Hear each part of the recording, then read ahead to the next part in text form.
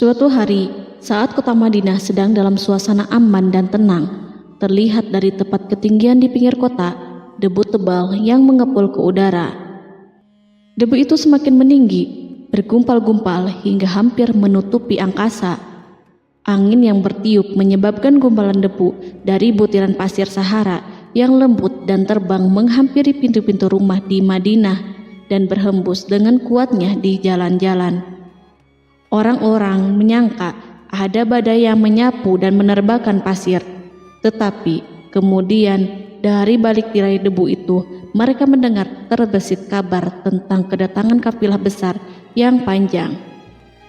Tak lama kemudian 700 kendaraan yang syarat dengan muatannya memenuhi jalan-jalan dan mengguncang Madinah. Orang-orang saling memanggil dan mengajak sesamanya untuk menyaksikan keramaian ini, serta turut bergembira atas kedatangan harta dan rezeki yang dibawa kafilah itu. Ummul Mukminin Aisyah ketika itu mendengar suara hiruk-pikuk kafilah yang bergerak maju, bertanya, apakah yang terjadi di kota Madinah? Ada yang menjawab, kafilah Abdurrahman bin Auf baru datang dari Syam membawa barang-barang dagangannya. Jadi kafilah itu yang telah menyebabkan semua guncangan ini? Tanya Ummul Mukminin. Benar, wahai Ummul Mukminin. Jumlahnya 700 kendaraan. Ummul Mukminin menggeleng-gelengkan kepala. Pandangannya menerawang jauh seolah-olah sedang mengingat-ingat peristiwa yang pernah dilihat atau ucapan yang pernah didengarnya.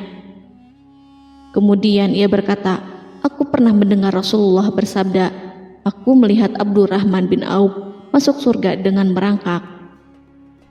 Abdurrahman bin Auf masuk surga dengan merangkak? Mengapa ia tidak memasukinya dengan melompat atau lari-lari kecil bersama angkatan pertama para sahabat Rasulullah? Sebagian sahabat menyampaikan cerita Aisyah kepadanya, maka ia pun teringat telah mendengarkan hadis dari Nabi lebih dari satu kali dan dengan redaksi yang berbeda-beda. Sebelum tali-tali pengikat perniagaannya dilepas, Abdurrahman melangkahkan kakinya ke rumah Aisyah lalu berkata kepadanya, engkau telah mengingatkanku suatu hadis yang tidak pernah kulupakan, maka saksikanlah bahwa kafilah ini dengan semua muatannya beserta kendaraan dan perlengkapannya aku persembahkan di jalan Allah. Seluruh muatan 700 kendaraan itu dibagi-bagikan sebagai perbuatan baik yang agung. Peristiwa yang satu ini saja sudah cukup untuk mengukir sebuah gambaran yang sempurna tentang kehidupan sahabat Rasulullah Abdurrahman bin Auf. Dialah saudagar sukses yang lebih sukses daripada kesuksesan yang pernah ada. Dia merupakan orang kaya dengan kekayaan yang melimpah ruah. Dia adalah seorang mukmin yang bijaksana yang tidak ingin bagian dari keuntungan agamanya hilang begitu saja dan tidak sudi kekayaannya membuat dirinya tertinggal dari kafilah iman dan pahala surga. Untuk itu, ia mendermakan harta kekayaannya dengan kemurahan hati dan kesadaran nurani. Sebelum saya melanjutkan kisahnya, dimohon kepada pemirsa untuk menonton video ini sampai selesai, serta mohon dukung channel ini supaya semakin berkembang dengan cara like serta berikan komen positifnya. Semoga dukungan pemirsa menjadi pahala dan dimudahkan segala urusan pemirsa di dunia dan akhirat. Bismillahirrohmanirrohim. Abdurrahman bin Auf adalah seorang dari 8 orang yang lebih awal masuk Islam. Abu Bakar datang kepadanya menyampaikan Islam, termasuk kepada Utsman bin Affan. Abdurrahman bin Auf telah memasuki Islam pada permulaan dakwah, yakni sebelum Rasulullah memasuki Darul Arqam dan menjadikannya sebagai tempat pertemuan dengan para sahabatnya yang beriman. Tidak ada persoalan yang tertutup bagi mereka dan tiada keraguan yang menjadi penghalang. Bahkan mereka segera bersama Abu Bakar As-Siddiq menemui Rasulullah untuk menyatakan baiat dan memikul bendera Islam. Sejak menganut Islam sampai berpulang ke rahmatullah dalam usia 75 tahun, ia selalu menjadi teladan yang cemerlang sebagai seorang mukmin yang besar. Hal ini menyebabkan Nabi memasukkannya dalam 10 orang yang telah diberi kabar gembira sebagai ahli surga. Umar mengangkatnya sebagai anggota majelis syuro yang terdiri dari 6 orang yang merupakan calon khalifah yang akan dipilihnya sebagai penggantinya. Cepatnya Abdurrahman masuk Islam telah menyebabkan dirinya harus mengalami penganiayaan dan penindasan dari Quraisy. Ketika Nabi memerintahkan para sahabatnya hijrah ke Habasyah, Abdurrahman bin Auf pun ikut berhijrah. Kemudian ia kembali lagi ke Mekah, lalu hijrah untuk kali keduanya ke Habasyah, dan selanjutnya hijrah ke Madinah. Keuntungannya dalam perniagaan sangatlah besar, hingga mencapai batas yang membuat dirinya merasa takjub dan heran, sehingga ia berkata, "Sungguh aku melihat diriku ini, seandainya mengangkat batu, niscaya aku temukan emas dan perak di bawahnya."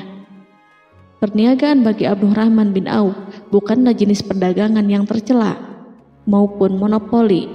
Bahkan ia sendiri bukanlah orang yang berlomba-lomba untuk mengumpulkan harta atas dorongan agar menjadi orang kaya. Sekali-kali bukan itu, melainkan suatu amal dan kewajiban yang keberhasilannya akan menambah kedekatan jiwa kepada Allah dan berkorban di jalannya. Abdurrahman bin Auf adalah seorang yang kuat emosi jiwanya, di mana ia menemukan kepuasan emosinya itu dalam amal yang mulia. Apabila ia tidak sedang sholat di masjid dan tidak sedang berjihad dalam peperangan, ia pasti sedang mengurus perniagaannya yang berkembang pesat. Sehingga kafilah-kafilah dari Mesir dan Syria membawa ke Madinah barang-barang muatan yang dapat memenuhi kebutuhan seluruh jazirah Arab, baik pakaian maupun makanan. Yang menunjukkan kepada kita bahwa seorang yang kuat emosi jiwanya adalah ketika kaum muslimin hijrah ke Madinah. Rasulullah pada waktu itu menerapkan aturan untuk mempersaudarakan 2 orang sahabat, salah seorang dari muhajirin warga Mekah dan yang lainnya dari Ansor penduduk Madinah. Persaudaraan ini berjalan dengan sempurna hingga membuat hati terpesona. Orang-orang Ansor yang merupakan penduduk asli Madinah membagi seluruh kekayaan miliknya menjadi 2 dengan saudaranya dari kalangan muhajirin. Bahkan istri pun direlakannya. Ketika itu Rasulullah mempersaudarakan antara Abdurrahman bin Auf dengan Sa'ad bin Rabi. Sa'ad bin Rabi berkata kepada Abdurrahman, "Saudaraku, aku adalah penduduk Madinah yang paling banyak harta. Silahkan pilih separuh hartaku dan ambillah. Aku juga mempunyai 2 istri. Perhatikanlah yang lebih menarik hatimu, dan aku akan menceraikannya sehingga engkau dapat memperistri dirinya." Abdurrahman bin Auf pun menjawab, "Semoga Allah memberkahi dirimu dalam istri dan hartamu. Tunjukkanlah kepadaku letak pasar." Abdurrahman pergi ke pasar. Ia berjual beli di sana dan mendapatkan keuntungan. Kehidupan Abdurrahman bin Auf di Madinah, baik semasa Rasulullah maupun sepeninggalnya beliau, selalu ditunaikannya dengan sempurna untuk memenuhi hak agama dan beramal di dunia. Perniagaannya sukses dan menguntungkan. Seperti diungkapkannya sendiri bahwa seandainya ia mengangkat batu dari tempatnya, pasti ia akan mendapatkan emas dan perak di bawahnya. Salah satu faktor yang membuat perniagaannya berhasil dan mendapatkan berkah adalah karena ia sangat selektif untuk berniaga yang halal dan benar-benar menjauhkan diri dari segala bentuk jual beli yang haram, bahkan yang syubhat sekalipun. Selain itu, faktor yang menambah kejayaan dan keberkahannya adalah labanya yang bukan untuk Abdurrahman sendiri, melainkan di dalamnya terdapat bagian Allah yang ia penuhi dengan baik. Ia menggunakan hartanya untuk memperkokoh hubungan kekeluargaan dan mengeratkan tali persaudaraan, serta menyediakan perlengkapan yang diperlukan untuk tentara Islam.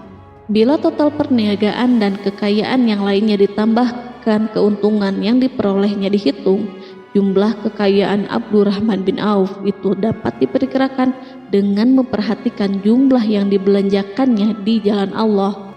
Suatu hari, ia mendengar Rasulullah bersabda, "Wahai Ibnu Auf, engkau termasuk golongan orang kaya dan engkau akan masuk surga dengan merangkak." Karena itu, pinjamkanlah kekayaan itu kepada Allah agar Dia mempermudah langkahmu." Sejak ia mendengar nasihat Rasulullah ini dan menyediakan bagi Allah pinjaman yang baik, Allah justru semakin melipat gandakan kekayaannya hingga berlimpah ruah. Suatu hari, ia menjual tanah seharga 40.000 dinar. Kemudian uang itu dibagi-bagikan semuanya untuk keluarganya dari Bani Zuhrah, untuk para istri Nabi, dan untuk kaum muslimin yang miskin. Pada kesempatan lain, ia menyerahkan 500 ekor kuda untuk perlengkapan tentara Islam. Pada hari yang lain, ia menyerahkan 1.500 kendaraan unta. Menjelang wafat, ia mewasiatkan 50.000 dinar untuk diinfakkan di jalan Allah. Ia juga berwasiat bagi setiap orang yang ikut perang Badar dan masih hidup, masing-masing mendapatkan 400 dinar. Hingga Utsman bin Affan juga mengambil bagian dari wasiat itu, meskipun termasuk orang yang kaya. Ia berkata, harta Abdurrahman bin Auf halal lagi bersih, dan memakan harta itu membawa keselamatan dan keberkahan. Ibnu Auf adalah seorang yang mengendalikan hartanya, bukan dikendalikan oleh hartanya. Sebagai buktinya, ia tidak mau celaka dengan mengumpulkan dan tidak menyimpannya. Bahkan ia mengumpulkannya dengan tetap merendahkan hati dan dari jalan yang halal. Kemudian harta itu tidak dinikmati untuk kepentingannya sendiri, melainkan untuk dinikmati bersama keluarga, kerabat, rekan-rekan, dan masyarakat seluruhnya. Karena begitu luas pemberian serta bantuannya, ada yang mengatakan seluruh penduduk Madinah berserikat dengan Abdurrahman bin Auf pada hartanya. Sepertiga dipinjamkannya kepada mereka, sepertiga lagi dipergunakannya untuk membayar hutang-hutang mereka, dan sepertiga sisanya dibagi-bagikan kepada mereka. Harta kekayaan ini tidak akan pernah membuat kelegaan dan kesenangan pada dirinya selama ia belum menemukan jalan untuk membela agama dan membantu rekan-rekannya. Adapun untuk selain itu, ia selalu merasa khawatir terhadap kekayaannya. Pada suatu hari, dihidangkan kepadanya makanan untuk berbuka karena waktu itu sedang berpuasa. Ketika pandangannya tertuju pada hidangan tersebut, selera makannya pun bangkit. Namun, ia justru menangis sambil berkata, "Mus'hab bin Umair telah gugur sebagai syahid dan ia jauh lebih baik daripada aku. Ia hanya mendapat kafan sehelai kain yang jika ditutupkan ke kepalanya, maka kelihatan kakinya, dan jika ditutupkan ke kedua kakinya, terbukalah kepalanya. Demikian pula Hamzah yang jauh lebih baik daripada aku. Ia pun gugur sebagai syahid, dan saat akan dikuburkan hanya mendapatkan sehelai selendang. Dunia ini telah dihamparkan kepada kami seluas-luasnya, dan hasil sebanyak-banyaknya telah diberikan kepada kami. Sungguh kami khawatir bila pahala kebaikan kami telah disegerakan balasannya di dunia." Pada peristiwa lain, sebagian sahabat berkumpul bersamanya menghadapi jamuan makan di rumahnya. Tak lama setelah makanan diletakkan di hadapan mereka, Abdurrahman menangis sehingga rekan-rekannya bertanya, "Apa yang membuatmu menangis, wahai Abu Muhammad?" Ia pun menjawab, "Rasulullah telah wafat, dan semasa hidup beliau beserta keluarganya tidak pernah merasakan kenyang makan roti gandum. Apa harapan kita apabila dipanjangkan usia tetapi tidak menambah kebaikan bagi kita?" Demikianlah, kekayaan yang melimpah itu sedikit pun tidak membangkitkan kesombongan dan takabur dalam dirinya. Bahkan orang-orang mengatakan tentang dirinya, seandainya seorang asing yang belum pernah mengenalnya kebetulan melihatnya sedang duduk bersama budak-budaknya, niscaya ia tidak bisa membedakan di antara mereka. Tetapi bila orang asing itu mengenal satu saja sisi jihad Ibnu Auf dan ujian yang dihadapinya, ia pasti langsung mengetahui siapa dia. Misalnya, ia mengetahui bahwa di badannya terdapat 20 bekas luka di perang Uhud, dan bahwa salah satu dari bekas luka itu meninggalkan cacat pincang yang tidak sembuh-sembuh pada salah satu kakinya. Contoh lain, beberapa gigi serinya rontok di perang Uhud yang menyebabkan kecedalan yang jelas pada ucapannya. Saat orang asing itu tahu salah satu sisi ini, ia pasti menyadari bahwa laki-laki yang berperawakan tinggi dengan wajah berseri, kulit halus, pincang, cedal sebagai tanda jasa dari perang Uhud, itulah orang yang bernama Abdurrahman bin Auf. Semoga Allah ridho kepadanya. Kita sudah terbiasa memperhatikan tabiat manusia, bahwa harta kekayaan itu biasanya menyebabkan seseorang suka berkuasa. Artinya, orang-orang kaya selalu gandrung untuk memiliki pengaruh guna melindungi kekayaan mereka dan melipat gandakan pengaruh itu. Selain untuk memuaskan nafsu demi kebanggaan dan kepuasan pribadi, semua ini merupakan sifat yang biasa dibangkitkan oleh kekayaan.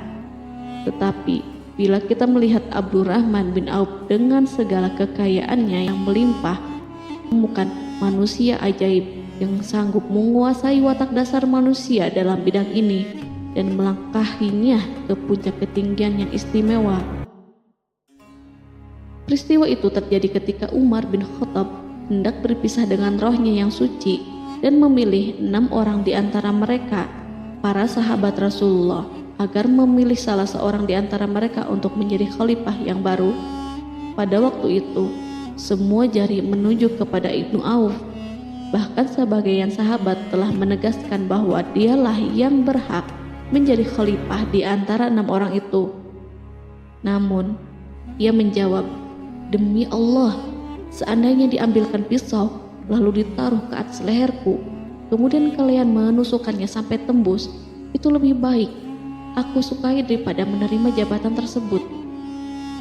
Demikian, saat awal 6 orang terpilih itu mengadakan pertemuan untuk memilih salah seorang di antara mereka untuk menjadi khalifah yang akan menggantikan Al-Faruq, Umar bin Khattab, Abdurrahman telah menyatakan kepada mereka bahwa ia telah melepaskan haknya yang dilimpahkan Umar kepadanya sebagai salah seorang dari 6 calon yang akan dipilih menjadi khalifah.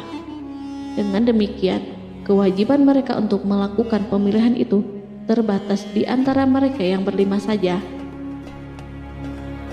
Sikat juhudnya terhadap jabatan dan pangkat ini dengan cepat telah menempatkan dirinya sebagai hakim di antara 5 orang tokoh terkemuka itu. Mereka menerima dengan senang hati agar Abdurrahman bin Auf menetapkan pilihan kepada khalifah itu terhadap salah seorang di antara mereka berlima. Ali mengatakan, "Aku pernah mendengar Rasulullah menyifatimu bahwa engkau adalah orang yang dipercaya oleh penduduk langit dan dipercaya pula oleh penduduk bumi." Ibnu Auf akhirnya memilih Utsman bin Affan untuk jabatan khalifah dan lainnya pun menyetujui pilihannya. Itulah hakikat seorang laki-laki yang kaya raya dalam Islam. Apakah Anda telah memperhatikan bagaimana Islam telah mengangkat dirinya jauh di atas kekayaan dengan segala godaan dan penyesatannya itu, dan bagaimana ia menempa kepribadiannya dengan sebaik-baiknya? Pada tahun 32 Hijriah, tubuhnya berpisah dengan roh. Ummul Mukminin Aisyah memberinya kemuliaan khusus yang tidak diberikan kepada orang lain dengan memberikan usulan kepadanya ketika ia masih terbaring di ranjang menuju kematian agar bersedia dikuburkan di pekarangan rumahnya berdekatan dengan Rasulullah, Abu Bakar, dan Umar. Namun ia memang seorang muslim yang telah dididik Islam dengan sebaik-baiknya, sehingga merasa malu bila dirinya diangkat dan disandingkan dalam kedudukan tersebut. Selain itu, ia telah membuat janji dan ikrar yang kuat dengan Utsman bin Maz'un, yakni jika salah seorang di antara mereka meninggal sesudah yang lain, hendaklah ia dikuburkan di dekat sahabatnya itu. Saat rohnya bersiap-siap memulai perjalanan yang baru, air matanya meleleh, sedangkan lidahnya bergerak-gerak mengucapkan kata-kata, "Aku khawatir dipisahkan dari sahabat-sahabatku karena kekayaanku yang melimpah ruah." Namun, ketenangan dari Allah segera menyelimutinya. Lalu senyuman tipis menghiasi wajahnya disebabkan sukacita yang memberi cahaya dan kebahagiaan yang menenteramkan jiwa. Ia memasang telinganya untuk menangkap sesuatu, seolah-olah ada suara yang lembut merdu yang datang mendekat. Ia sedang mengenang kebenaran sabda Rasulullah yang pernah beliau ucapkan, Abdurrahman bin Auf di dalam surga. Ia barangkali juga sedang mendengarkan janji Allah dalam kitabnya. Orang yang menginfakkan hartanya di jalan Allah, kemudian tidak mengiringi apa yang diinfakkan itu dengan menyebut-nyebut dan menyakiti perasaan penerima, maka memperoleh pahala di sisi Rabb mereka. Tidak ada rasa takut pada mereka dan mereka tidak bersedih hati. Quran Surat Al-Baqarah ayat 262.